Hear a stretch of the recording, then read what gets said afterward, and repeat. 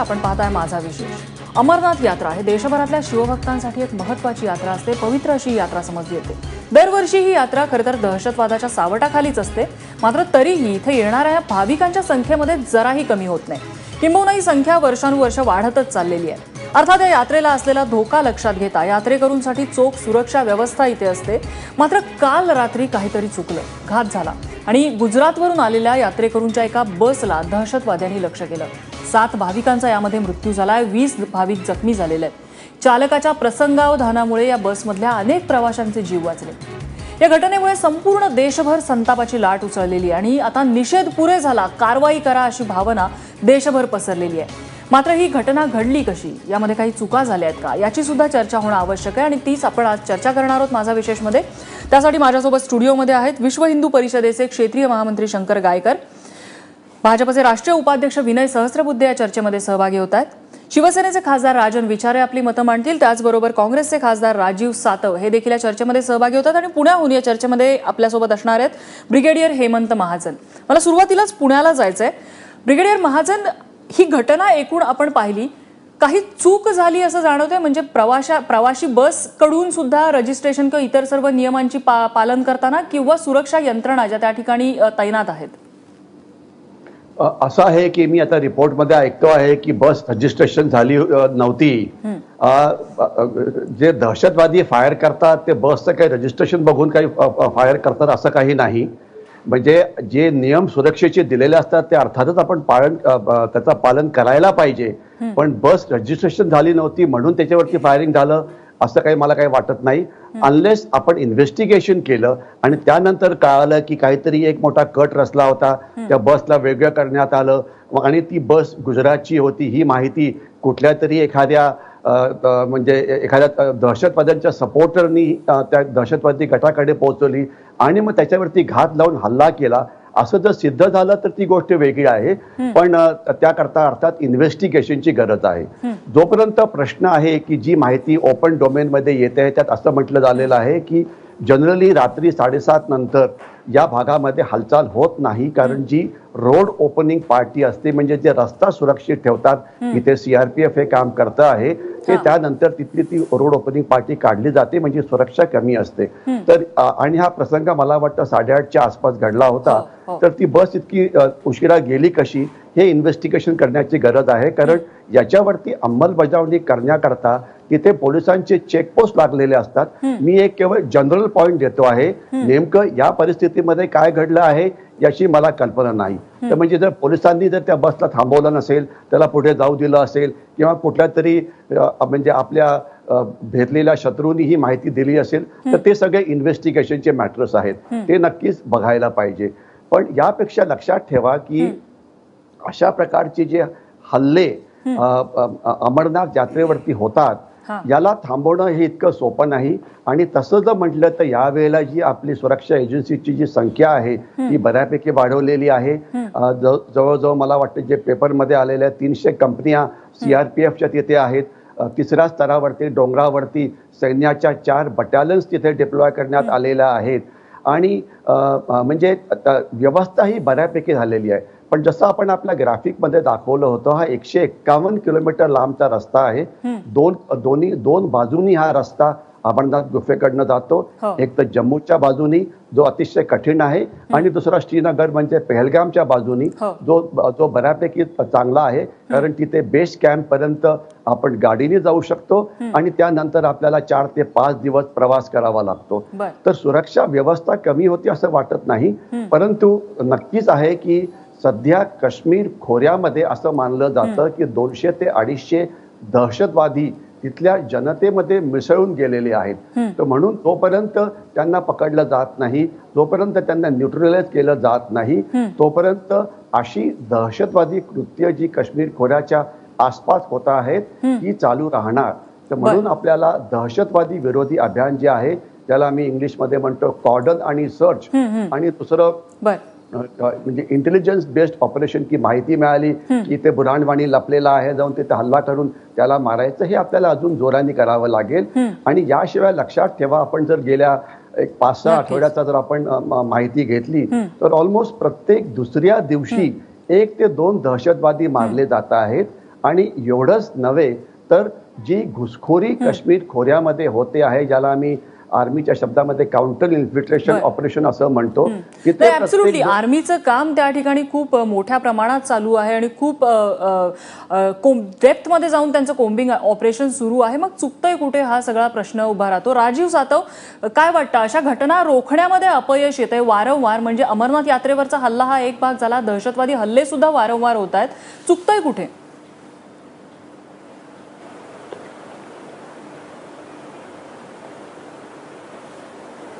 आपण जर पाहिलं असेल तर जून महिन्यामध्ये इनपुट्स इंटेलिजन्सकडनं, गुप्त वार्ता विभागाकडनं आर्मीला असतील, CRPFला असतील, सगळीकडे इनपुट्स आल्या होत्या. इनपुट्स आल्या. आताच सरांनी सांगितलं मोठ्या प्रमाणावर फोर्स सुद्धा डिप्लॉय झाला. मोठ्या प्रमाणावर फोर्स आहे. आर्मी अत्यंत चांगलं काम करत आहे. CRPF हे चांगलं काम करत आहे. मग अशा पद्धतीचा हा लॅप्स झाला कसा याची चौकशी झाली पाहिजे, पहिला मुद्दा. आणि जेव्हा तुम्हाला इंटेलिजन्सनं, गुप्त वार्ता विभागानं इनपुट्स दिल्या, त्या इनपुट्स दिल्यानंतर त्याच्यावर काम व्हायला पाहिजे. असं तर होणार नाही की 7-8 नंतर एखादं वाहन जाणार असेल तर त्याच्यावर दहशतवादी सांगणार आहेत का की नाही आता उशीर झाला, आता आम्ही हल्ला करणार नाही. शेवटी ते वाहन रजिस्टर आहे का अनरजिस्टर आहे हे कोणी बघितलं जाणार नाही. आणि सगळ्यात महत्वाचा विषय की हा देशातला नाही तर आंतरराष्ट्रीय पातळीवरचा श्रद्धेचा विषय आहे. आणि त्यामुळे सरकारनं त्याकडे ज्या गांभीर्यानं पाहायला पाहिजे होतं त्या गांभीर्यानं सरकारनं पाहिलं नाही असं माझं मत आहे. आणि त्यामुळं आता काल झालेली घटना दुर्दैवी आहे. जे त्याच्यामध्ये मृत्युमुखी पडले त्यांना श्रद्धांजली संपूर्ण देशानं, जगामध्ये अर्पित झाली. पण आता याच्या पुढे तरी किमान अशा घटना घडून आहेत आणि कुठं फेल्युअर झालं हे या निमित्तानं पाहणं आवश्यक आहे. आणि हे नमूद करत असताना मला या ठिकाणी सांगायचं आहे की सरांनी आता आर्मीचा रोल सांगितला. आर्मीचा रोल जम्मू काश्मीरमध्ये नेहमीच मोठा राहिला. देशामध्ये देशाच्या सीमा सगळ्या सुरक्षित ठेवण्यामध्ये BSF असतील, आर्मी असतील, ह्या सगळ्यांचा मोठा रोल राहिला. परंतु मुद्दा हा आहे की सरकार खरंच गांभीर्याने याच्याकडे बघतंय का? तर त्याचं उत्तर असं आहे की सरकारनं आतापर्यंत जे जे सिक्युरिटी अलर्ट्स आल्या, इंटेलिजन्स अलर्ट आल्या, मग ते उरीच्या संदर्भात असेल, तो पठाणकोटच्या संदर्भात असेल, तो सिरियसली घेतले नाहीत. आणि दुर्दैवाची गोष्ट ही आहे की 3 वर्षामध्ये तुम्हाला पूर्ण वेळ संरक्षण मंत्री या देशाला देता आला नाही. याच्यापेक्षा लष्कराचं काय, कशा पद्धतीनं लष्कराचं मनोधैर्य वाढेल की जर तुम्हाला संरक्षण मंत्री पूर्ण वेळ नसेल तर हे खरोखरच चिंतेची बाब आहे. आणि पार्टी पॉलिटिक्सच्या बाहेर जाऊन याच्यात चर्चा करायची गरज आहे की देशाला प्रत्येक वेळी पूर्ण वेळ संरक्षण मंत्री असला पाहिजे. देशामध्ये आलेले इंटेलिजन्सचे अलर्ट याच्या संदर्भात काम व्हायला पाहिजे. राजीव सातवांनी महत्वाचे मुद्दे उपस्थित केलेले आहेत. आपल्याला विनय सहस्त्रबुद्धे यांच्याकडे जायचंय. मात्र तत्पूर्वी शंकर गायकर, तुम्हालाही असं वाटतं की सरकारने कुठेतरी कॉम्प्रोमाइज केलेलं आहे? या असे जे धोके आलेले होते त्या बाबतीत, सुरक्षेच्या बाबतीत कॉम्प्रोमाइज झालेलं आहे, लॅप्सेस राहिलेले आहेत? नाही, सरकारच्या बाबतीमध्ये म्हणायचं असं झालं तर आज त्या ठिकाणी जे निर्णय सरकारने घेतलेले आहेत, सरकारने ज्या बाबतीमध्ये कडक कारवाईच्या संदर्भामध्ये तिथे इतकी मोठी फोर्स लावलेली आहे, 40,000 एकंदरीत मिलिटरीचे जवान, मग ते सगळ्या प्रकारचे जवान त्या ठिकाणी लावले. जम्मू काश्मीरची सुद्धा पोलीस यंत्रणा त्या ठिकाणी राबवली गेली. एवढं सगळं असताना सुद्धा मला नेहमी असं वाटतं की आज 30 वर्षापासून 1989 ते 90 पासून हे युद्ध इतक्या मोठ्या प्रमाणावर भडकलेलं आहे. आणि काँग्रेसच्या वेळेला सुद्धा त्याचं निदान काँग्रेसला करता आलं नाही. आणि त्याच्यानंतर सुद्धा आजही इतकी सगळी लोक एक प्रकारचे आज त्या ठिकाणी कतलखाना उघडलेला आहे. आणि त्या कतलखान्यामध्ये जे मरतायत त्यांची किंमत शून्य आहे. मी त्यांना किंमत देत नाही. पण आज ज्या जवानांच्या आधारावरती आमची ही सीमा आज शाबूत आहे. तर या संदर्भामध्ये केवळ जसं आता सातवांनी म्हटलं, शंकर गायकर, जे मरतायत त्यांना किंमत देत नाही म्हणजे नेमकं म्हणायचं काय तुम्हाला? नाही, त्यांना त्यांची किंमतच नाही ना. आमच्या देशामध्ये जे मरतायत, जे शहीद होत आहेत, जवान आमचे शहीद होत आहेत, त्यांची आम्हाला किंमतच नाहीये. म्हणजे कधीतरी असं वाटतं, कारण मला कधी असं वाटतं, तो जर म्हणजे दिल्लीच्या भवनामध्ये जो बॉम्बस्फोट झाला किंवा आतंकवादी हमला झाला तर त्यात कधीतरी एखादा 2 नेते गेले असते तर आम्हाला किंमत कळली असती. म्हणजे जवानांची किंमतच नाही आज. म्हणजे रोज आज म्हणून मी कतलखाना ह्या शब्दाचा उपयोग एवढ्या करता करतो की रोज 4 जवान मरतायत. आणि आमचं इंटेलिजन्स ब्युरो सुद्धा माहिती दिल्यानंतर सुद्धा ज्या प्रकारे आज त्या याच्यामध्ये आम्ही कारवाई करायला पाहिजे ती कारवाई होत नाही. आणि दुसरं माझं मत असं आहे, म्हणजे तुम्हाला म्हणायचं की खूप गंभीर कॉम्प्रोमाइज. नाही, गंभीर आहे ना. अहो मला सांगा, ज्यांचं म्हणणंच असं आहे पाकिस्तान से रिश्ता क्या या इलाही इल्लल्लाह, आजादी का मतलब क्या, या इलाही इल्लल्लाह, हा जो त्यांनी इतकं स्पष्ट केलेला आहे, आम्ही काय दूधखोळे कल्पना घेऊन वागतो आहोत. ठीक आहे, आपल्याला स्पष्टीकरण घ्यायचं. राजन विचारेजी, मी विनय सहस्रबुद्धेंकडे जाणारे, तत्पूर्वी मला तुमचंही मत जाणून घ्यायचंय. तुम्ही सहमत आहात का राजीव सातव आणि शंकर गायकर यांच्याशी?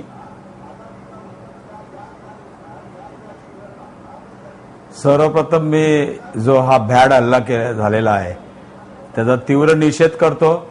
आणि निषेध करत असताना आज खऱ्या अर्थाने जर तुम्ही बघितलं, मी 1993 पासून ते आता 2017 आहे, दरवर्षी या अमरनाथ यात्रेला मी जात असतो.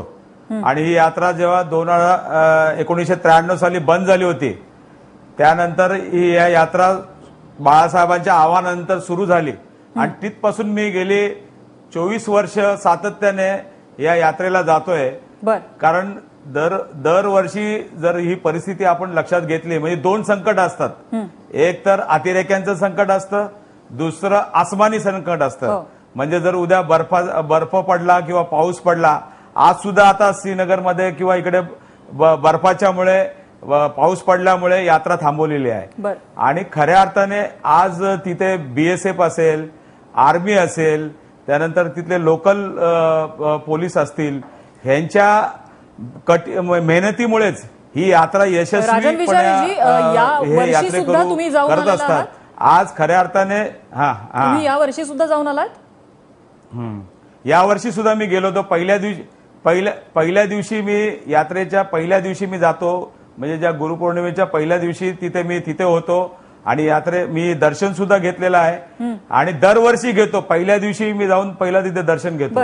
आणि हे आज खऱ्या अर्थाने जी आज परिस्थिती निर्माण झालेली आहे काश्मीरमध्ये किंवा इतर ह्याच्यामध्ये, आज कुठलाही यात्रेकरू जीव धोक्यात घालून किंवा तिथले जे आपले बीएसएफचे जवान एवढ्या यात्रेकरूंसाठी ते सोय करत असतात, त्यांचे मेडिकल कॅम्प असतात, इथल्या लोकांना सुविधा देण्याचं काम या आर्मीच्या माध्यमातून, बीएसएफच्या माध्यमातून करत असतात.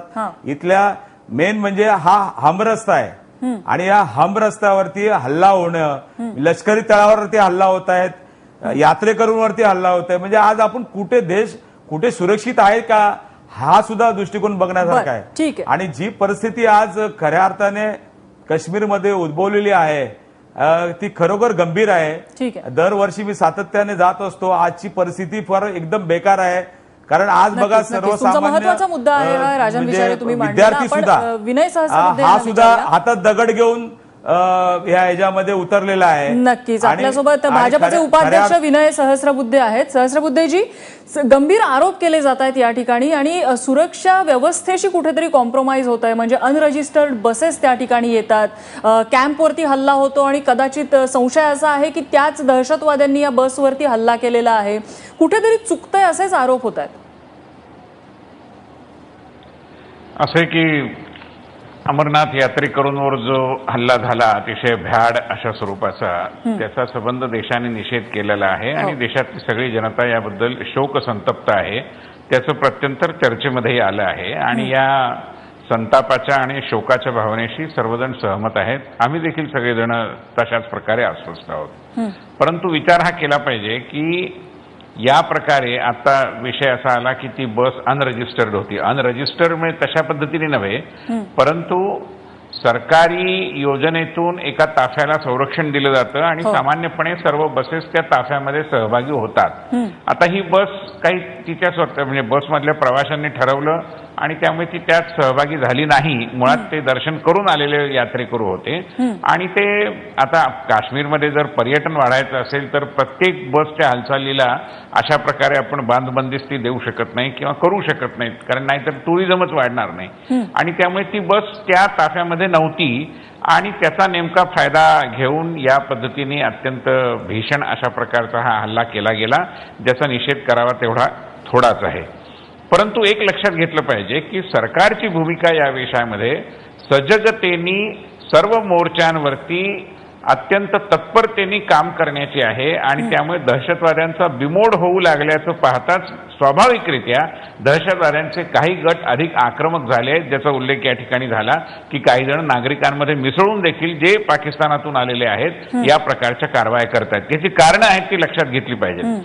पहिलं कारण असं की गेल्या 70 वर्षात प्रथमच नॅशनल इन्व्हेस्टिगेशन एजन्सी सारख्या राष्ट्रीय गुन्हे अन्वेषण संघटनेनी या विषयामध्ये अधिक सखोल चौकशी करून या प्रकारे दहशतवाद्यांना जे फंडिंग करणारे होते त्यांना रसद पुरवणारी जी मंडळी होती त्यांचं नाक दाबलेलं आहे. आणि त्यामुळे आपल्याला माहिती आहे की या म्हणजे डिमॉनिटायझेशनचा एक परिणाम झाला आणि मुख्य म्हणजे यांची ही रसद पुरवण्याची जी काही पद्धत होती त्यावर देखील एक प्रकारे पायबंद घातला गेला. त्याच्यामुळे देखील दहशतवादी चिडलेले आहेत. दुसरा भाग, काश्मीरमध्ये बिलालिया नावाची संघटना आहे आणि ती वहाबी आणि अल हदीस या ज्या कट्टरपंथी इस्लामिक संघटना आहेत त्यांच्या बरोबरीने काम करते. आणि या बिलालिया संघटनेला मिळणारा जो निधी होता त्यावर देखील सरकारने टाच आणलेली आहे आणि त्यामुळे त्यांचं देखील अनधिकृत निधी संकलन काळ्या पैशातून जे चाललेलं होतं ते कुठेतरी बंद झालेलं आहे. तिसरा भाग, अनेक काश्मीरमध्ये पत्रकारांच्या रूपामध्ये वावरणारी मंडळी आहेत जी परदेशामध्ये जातात, तिथल्या सभा संमेलनांमधून कॉन्फरन्सेसमधून भाग घेतात आणि भारत सरकारवर दुगाण्या झाडतात. या पत्रकारांना मिळणारा जो पैसा होता, पत्रकार रूपी देशविरोधी घटकांना मिळणारा जो पैसा होता त्यावर देखील सरकारने टाच आणलेली आहे आणि त्यामुळे ती देखील मंडळी अस्वस्थ आहेत. या सगळ्यांचं समर्थन स्वाभाविकरित्या दहशतवाद्यांना आहे आणि त्यामुळे काहीतरी घडावं आणि भारत सरकारला एक प्रकारे काही ना काही या पद्धतीचा धडा शिकवावा या भावनेनी इरेला पेटून चवताळून ज्या घटना घडतात त्याच्यामधलं मला असं वाटतं की हे एक प्रकरण आहे. आपल्याला याची जाणीव आहे की आमचे गृहराज्यमंत्री हंसराज अहिर, पंतप्रधानांच्या कार्यालयाचे राज्यमंत्री डॉक्टर जितेंद्र सिंग ही सगळी मंडळी श्रीनगरमध्येच तळ देऊन आहेत आणि परिस्थितीवर सरकारचं बारीक लक्ष आहे. कारवाई हवी हे अत्यंत योग्यच आहे आणि कारवाई सुरू झाल्यामुळेच या प्रकारचा फणा दहशतवादांनी वर काढलेला आहे याची देखील आपण जाणीव ठेवली पाहिजे. ब्रेकपूर्वी विनय सहस्त्रबुद्धे यांनी मुद्दे मांडलेले होते की सरकारने त्या ठिकाणी जे ऑपरेशन कोम्बिंग ऑपरेशन सुरू केलेलं आहे दहशतवाद्यांना न्यूट्रलाइज करायचं, त्यामुळे कुठेतरी हा अनरेस्ट त्या ठिकाणी पाहायला मिळतोय. ब्रिगेडियर महाजन, तुम्ही सहमत आहात याच्याशी? असं आहे की दहशतवाद्यांची कारणं अनेक असतात आणि ते काहीतरी कारण काढून ते तुमच्यावरती हल्ले करत राहणारच. जे विनयजींनी एक मुद्दा पुढे मांडला तो शक्य असू शकेल, त्याच्यात काही डाऊट म्हणजे त्यात मला ते काही फारसा डाऊट वाटत नाही. परंतु जोपर्यंत पाकिस्तान नावाचा देश आहे तोपर्यंत हा दहशतवाद सुरू राहणारच आहे. याचं कारण सरळ आहे की 5 ते 6 लाखामध्ये एक नवीन दहशतवादी तयार करण्यात येतो. आपण जर गेल्या 30 वर्षाचे आकडे बघितले की दहशतवादी प्रत्येक वर्षी किती मारले जात आहेत, तर यांची संख्या जवळजवळ 1,500 ते 2,000 एवढं ऍव्हरेज प्रत्येक वर्षी आहे. आणि एक काळ असा होता की काश्मीरमध्ये 7 ते 8 हजार दहशतवादी होते आणि आज असं समजलं जातं की काश्मीर खोऱ्यामध्ये यांची संख्या 250 ते 300च्या मध्ये असावी आणि इतर काश्मीरचा भाग जो आहे त्यामध्ये पुंछ, राजौरी, उधमपूर, जम्मू आणि लेह लडाखमध्ये खरं कोणीच नाहीये, पण या सगळ्यामध्ये मिळून 50-60 सुद्धा नसतील. आणि जे इन्फिल्ट्रेशन पहिले जे व्हायचं 2,500-3,000 नवीन दहशतवादी आत यायचे, त्यांचं प्रमाण आता खूप कमी होऊन 100च्या आसपास आलेलं आहे. मात्र ते थांबलेलं नाही, अशा प्रकारे ते येतच राहतात. तर त्याच्यामुळे ही जी लढाई आहे ही अजून पुष्कळ वर्ष चालणार आहे. आपण एक प्रश्न विचारला की निषेध नको, कारवाई सुरूच राहायला पाहिजे. जी अँटी इन्फिल्ट्रेशन ऑपरेशन म्हणजे सीमेवरची घुसखोरी थांबवायची आणि अँटी टेररिस्ट ऑपरेशन म्हणजे आत आलेल्या दहशतवाद्यांना मारायचं, यावरती जी कारवाई चाललेली आहे ती बऱ्यापैकी चाललेली आहे. अर्थात त्यात अजून जास्त यश मिळेल तर ते चांगलं होईल. पण मुख्य जो मुद्दा आहे की दहशतवाद्याचे जे इतर पैलू आहेत त्याच्यावरती आपण फारसं लक्ष दिलेलं नव्हतं. आता त्याच्यावरती आपण लक्ष घालायला सुरुवात केलेली आहे. दहशतवादी हे पोटावरती चालतात, त्यांना पैसे लागतात. तर आपण त्यांचा आता हवालाचा पैसा रोखलेला आहे. जे हुर्रियत कॉन्फरन्सला जो पैसा मिळत होता NIA, त्याच्यावरती NIA आता त्यांना थांबवण्याचा प्रयत्न करते आहे. मात्र अजून एक रस्ता जो अजून चालू आहे तो म्हणजे आपण तिथे 3 किंवा 4 रस्ते उघडले होते व्यापार करण्याकरता पाकिस्तानी ऑक्युपाईड काश्मीरशी. पुंछ रावलाकोट नावाचा रस्ता उघडला गेला होता आणि मुझाफराबाद पुरी आणि पुंछ रावलाकोट रस्ता ज्या वेळेला उघडला गेला त्यावेळेला त्याच भागामध्ये मी होतो आणि आम्ही रेकमेंड केलं होतं की हा असा व्यापार व्हायला नको, कारण हा व्यापार कमी होतो आणि इथं गैरव्यापार जास्त होतो. मला वाटतं आता तो पण आता व्यापार थांबवण्यात येत आहे, कारण हजारो कोटी रुपयाचं सामान हे सगळं त्याच्यामध्ये मग शस्त्र असो की दारुगोळा असो हे असं येत आहे. खरा व्यापार तिथे जवळजवळ काहीच होत नाही, कारण दोन्हीकडे नक्कीच ब्रिगेडियर महाजन, तुम्ही जसं सांगताय तसं या दहशतवाद्यांची एक टप्प्याटप्प्याने धोरणात्मक पद्धतीने निर्णय घेऊन त्यांची कोंडी करणं गरजेचं आहे. मात्र नजीकच्या काळामध्ये ज्या काही घटना झालेल्या आहेत, राजीव सातव, असं वाटतंय की ही धोरणं एवढी पुरेशी आहेत की अजून या बाबतीमध्ये सरकार स्ट्रॉंग होत नाहीये?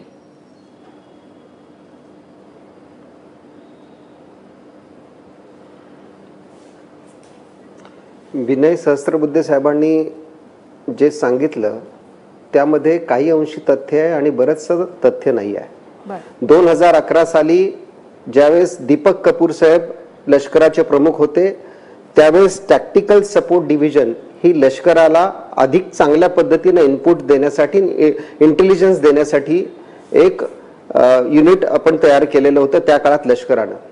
त्याच्यानंतर जनरल व्ही के सिंग लष्कर प्रमुख झाले. जनरल व्ही के सिंगांनी सुद्धा ते कंटिन्यू ठेवलं. एनडीएचं म्हणजे मोदी सरकार आल्यानंतर ते डिव्हिजन बंद करण्यात आलं. काय कारण होतं ते बंद करण्याचं? कारण मी डिफेन्स कमिटीचा मेंबर आहे म्हणून सांगतो की इतक्या चांगल्या पद्धतीचं इनपुट त्या डिव्हिजनकडनं येत होतं, परंतु या राज्य सरकारला, जे भाजपचं आणि पीडीपीचं सरकार आहे, त्यांना असं वाटायला लागलं की यांच्यावर लक्ष ठेवण्यासाठी ते युनिट कार्यरत राहील किंवा इंटेलिजन्समध्ये कुठल्या मंत्र्यानं काय केलं, कुठला आमदार कुठं गेला हे सुद्धा इंटेलिजन्समध्ये येईल, आणि हे इनडायरेक्ट कारण करून ते मिलिटरीचे युनिट त्यांनी बंद केलं. हा पहिला मुद्दा. दुसरा, आपण जर पाहिलं असेल की हे पीडीपी आणि बीजेपी सरकार आल्यानंतरच का हो एवढ्या कारवाया वाढल्या, का एवढ्या पद्धतीनं 8वीच्या आणि 7वीच्या मुली दगड घेऊन मारायला उठल्या? याचं कारण असं आहे की दोन विभिन्न विचारधारेचे पक्ष. पीडीपी सांगते की आम्हाला, पीडीपीची पहिली पत्रकार परिषद ज्यावेळेस मुफ्ती मोहम्मद सईद मुख्यमंत्री झाले त्यांच्या शेजारी भाजपाचे उपमुख्यमंत्री बसलेले होते आणि त्या पत्रकार परिषदेमध्ये मुफ्ती मोहम्मद सईद साहेबांनी काय सांगितलं असेल तर त्यांनी सांगितलं की जम्मू काश्मीरच्या निवडणुकीचं श्रेय हे जसं लष्कराला आहे तसं सीमेपलीकडच्या सगळ्या शक्तींना सुद्धा आहे. म्हणजे पाकिस्तानला श्रेय द्यायचं काम जर कोणी केलं असेल तर यांच्या अलायन्स पार्टनरनं केलं, आणि त्याचं खऱ्या अर्थानं जर हे स्वाभिमानी असते तर त्या सत्तेतून बाहेर पडायला पाहिजे होते.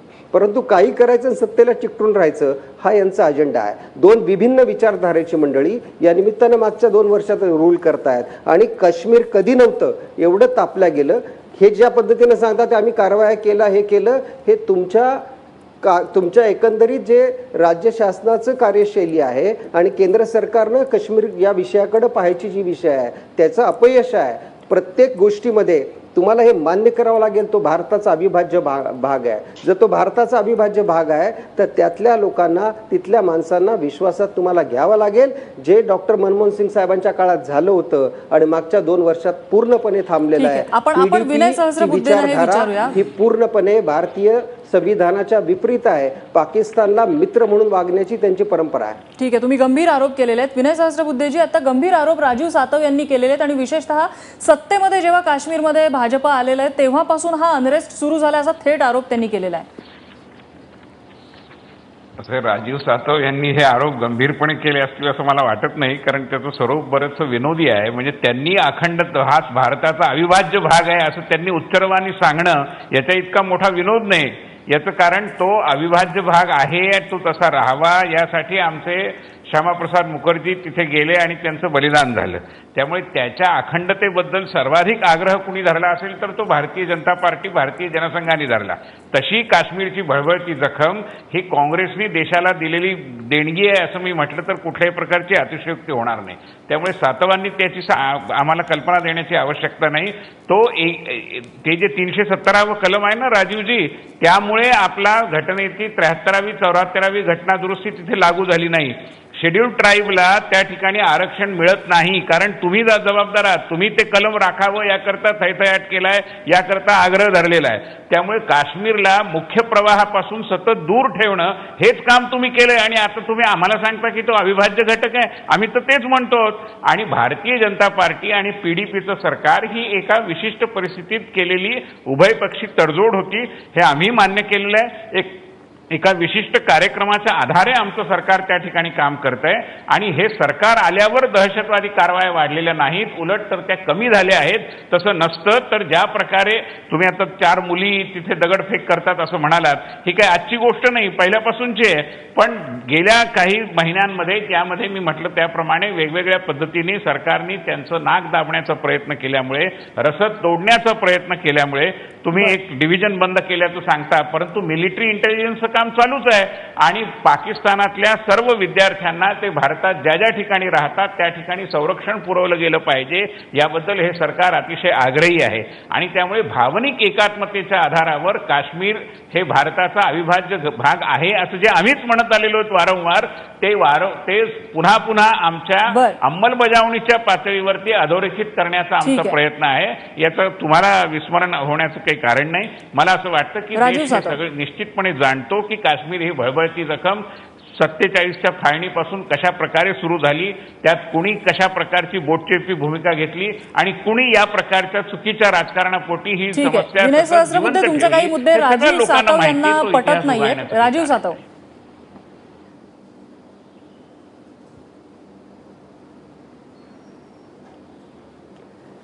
टॅक्टिकल सपोर्ट डिव्हिजन आपल्या सरकारमधल्या जे राज्यमंत्री आहेत, परराष्ट्र व्यवहार राज्यमंत्री, यांनी सुद्धा कंटिन्यू ठेवलं होतं सहस्त्रबुद्धे साहेब.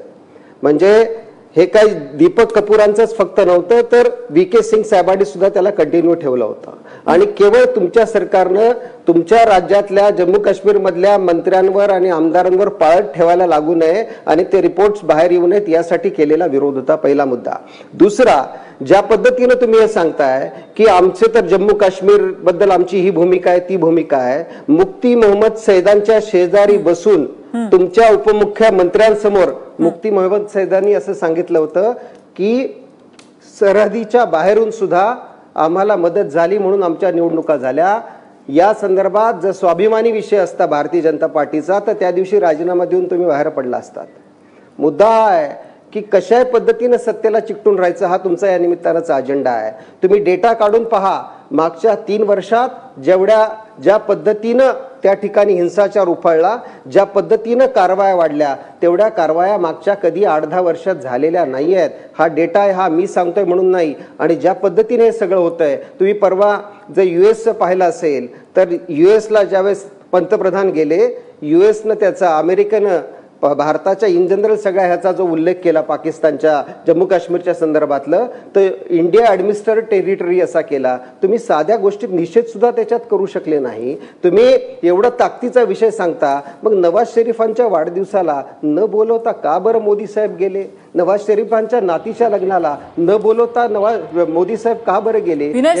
कधीतरी भारताला द्यावं. विनय सहस्त्रबुद्धे, राजीव सातव थेट सांगतायत की भाजपच्या पाकिस्तान विषयक धोरणांमध्ये कन्सिस्टन्सीच नाहीये, जो देश आज भारतातल्या दहशतवादाला जबाबदार आहे.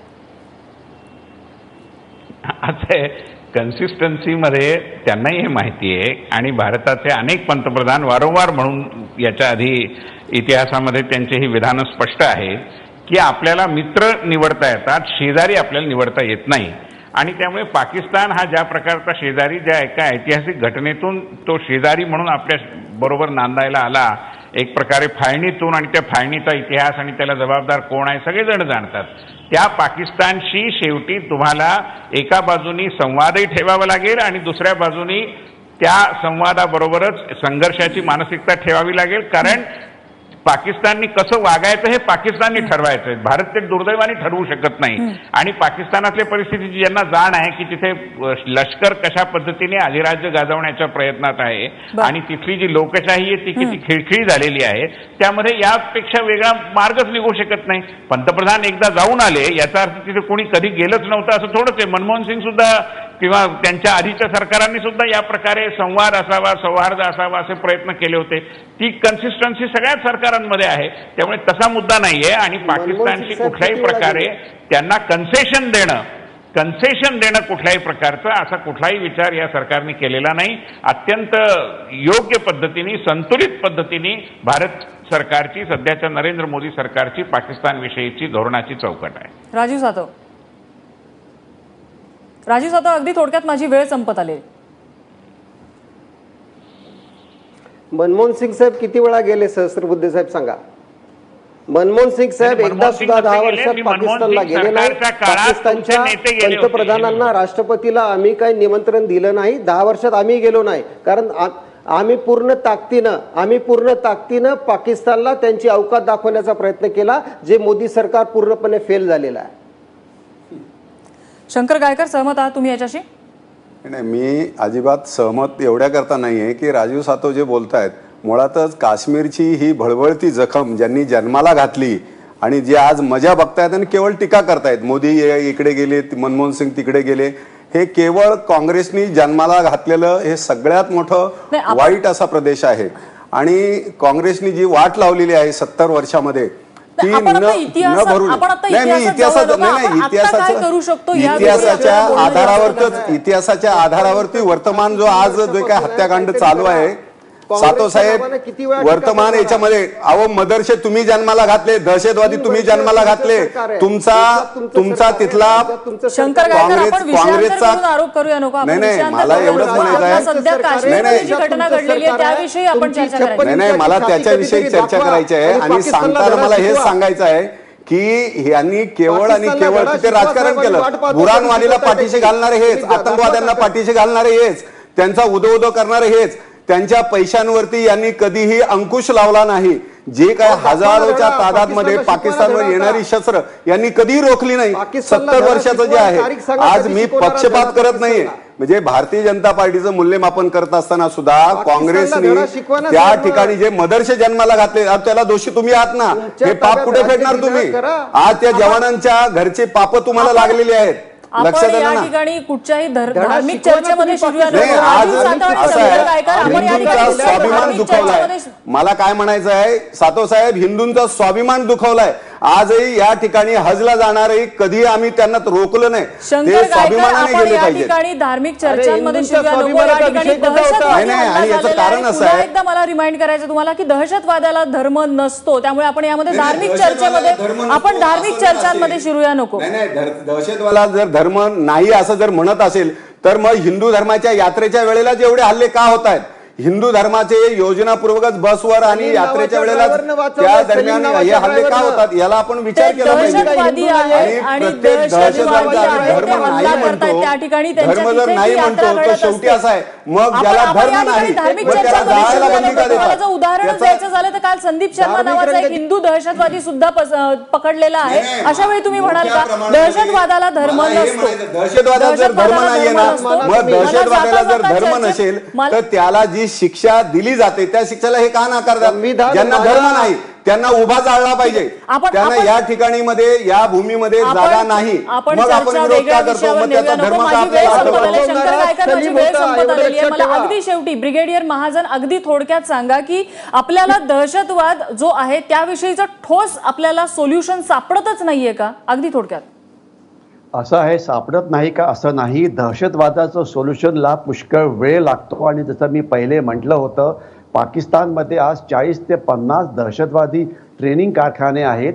5 लाखामध्ये एक नवीन दहशतवादी तयार होतो. म्हणून आपल्याला दहशतवादाच्या विरुद्ध एक बहुआयामी अभियान राबवावं लागेल, ज्यामध्ये दहशतवाद्यांना आणि त्यांच्या सपोर्टर्सना मिळणारे पैसे थांबवावे लागतील, त्यांना मिळणारी शस्त्र दारुगोळा हा थांबवावा लागेल. काश्मीर खोऱ्यामध्ये जे रॅडिकलायझेशन झालेलं आहे ते आपल्याला थांबवावं लागेल. मध्ये काँग्रेसच्या खासदारांनी टेक्निकल सपोर्ट डिव्हिजनचा उल्लेख केला होता. मला त्याच्यावरती बोलायला फार आवडलं असतं, परंतु सैन्याकडे टेक्निकल सपोर्ट डिव्हिजन म्हणजे टेक्निकल इंटेलिजन्स हे अतिशय उत्कृष्ट रीतीचं आहे. त्याचा वापर करायला पाहिजे. सॅटेलाइट टेक्नॉलॉजी वापर करायला पाहिजे. अजून टेक्नॉलॉजिकल इनपुट त्याच्यामध्ये घालायला पाहिजे. आपली जी गुप्तहेर माहिती असते, मध्ये एक आलं होतं की माहिती मिळाली तरी पण हल्ला थांबवता कसा आला नाही. इंटेलिजन्स इनपुट्स हे सगळे जनरिक असतात. कधीतरी हल्ला होणार आहे, हल्ला तिथे होणार आहे, हे काही त्याच्याकडे गरज नाही. आपल्याला स्पेसिफिक इनपुट मिळायला पाहिजे की आज हा जो बेस आहे पहलगामचा त्याच्यावरती, तर त्याकरता आपल्याला एक कॉम्बिनेशन ऑफ फॅक्टर्स उभे करावे लागतात, ज्यामध्ये टेक्नॉलॉजी तंत्रज्ञानाचा वापर हा केला जातो. अनफॉर्च्युनेटली सैन्याचं जे टेक्निकल नॉलेज आहे आपल्या इलेक्ट्रॉनिक भारतातलं सर्वात जास्त टेक्निकल नॉलेज सैन्यामध्ये आहे आणि त्यांना सोडून बाकी सगळेजण टेक्निकल इंटेलिजन्स गेन करायचा प्रयत्न करतायत. कृपया त्यांना वापरायला पाहिजे. राजकीय पक्षांनी एकत्र येऊन अशा विषयांवरती आपल्या सैन्याच्या मागे राहायला पाहिजे, मनोधैर्य त्यांचं वाढवायला पाहिजे. मी एका इंग्लिश चॅनलवरती बघत होतो की काही राजकीय पुढारी अशा प्रकारची स्टेटमेंट देत होती आणि अनफॉर्च्युनेटली ही सगळी जी टीव्ही चॅनल्स आहेत हे तिथलं सैन्य पण बघतं, तर ती तशी थांबवायला पाहिजेत आणि सगळ्यांनी एकत्र येऊन जर आपण एकत्र देशाने लढलं हा अत्यंत महत्त्वाचा मुद्दा तुम्ही सांगितलेला आहे की आपल्याला बहुआयामी प्रयत्न करणं गरजेचं आहे. प्रत्येक प्लॅटफॉर्मवरनं प्रयत्न करून तंत्रज्ञानाची जोड त्याला असेल, त्याचबरोबर धोरणात्मक त्याला पाठिंबा असेल आणि सिक्युरिटी लॅप्सेस होणार नाहीत याची काळजी घेणं गरजेचं आहे. आणि तसाच एक महत्त्वाचा मुद्दा आता जो ब्रिगेडियर महाजनांनी मांडला की सर्वच राजकीय पक्षांना तू मेमे करत बसण्यापेक्षा एकत्रित येऊन आपल्या सैन्य दलाच्या पाठीशी उभं राहणं गरजेचं आहे. तरच या दहशतवादाचा बिमोड होऊ शकतो आणि काल जी दुर्घटना घडली तशा दुर्घटना आपल्याला टाळता येऊ शकतात. या चर्चेसाठी आपल्याला सगळ्या मान्यवरांनी वेळ दिला त्याबद्दल त्यांचे आभार. माझा विशेषमध्ये इथेच थांबतोय. बघत रहा ABP माझा.